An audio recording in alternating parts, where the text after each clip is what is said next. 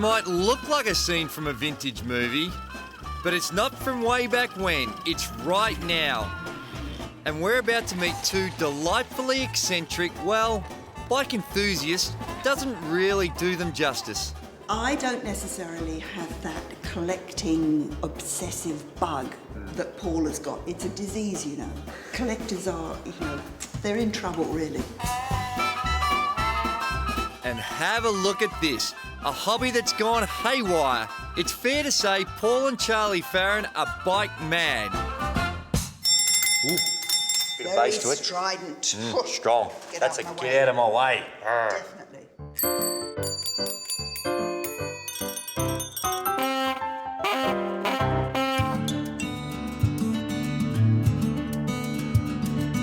Once upon a time, Paul was an orthodontist, and after 3 decades of collecting, there's nothing, and I mean nothing, he doesn't know about 2- and 3-wheeled machines. The term penny farthing came for big-wheeled machines. Right. Then you have this lever and a conrod, the chain to the rear wheel. At the end of the year, after 20 years, they were the grand old ordinaries.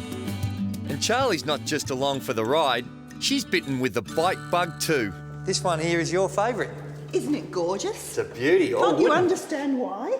So it's a wooden bentwood bike, French, 1897. I think there are probably only 3 that we know about in the world. It's art, isn't it? Gorgeous. It is absolutely gorgeous.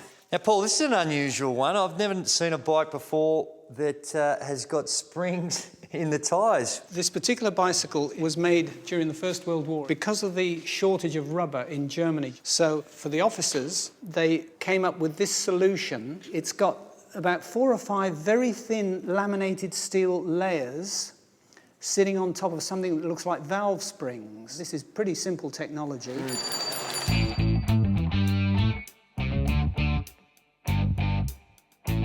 Okay, not everyone has a warehouse full of bikes, but if you want just one, where do you start?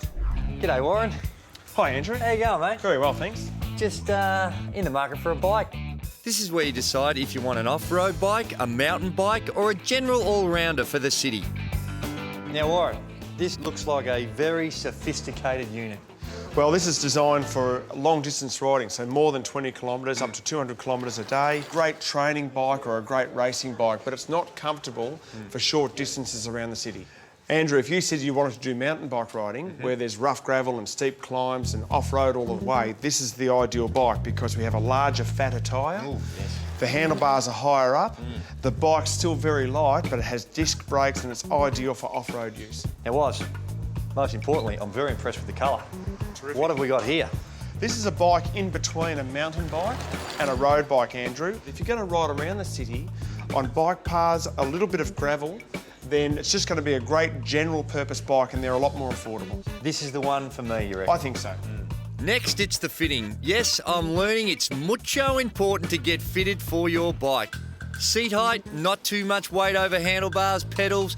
Getting all this right makes riding easier. Well, if you sit too far back, your knees could hurt. Yep. If your pedal's too far forward, you could develop sore ankles.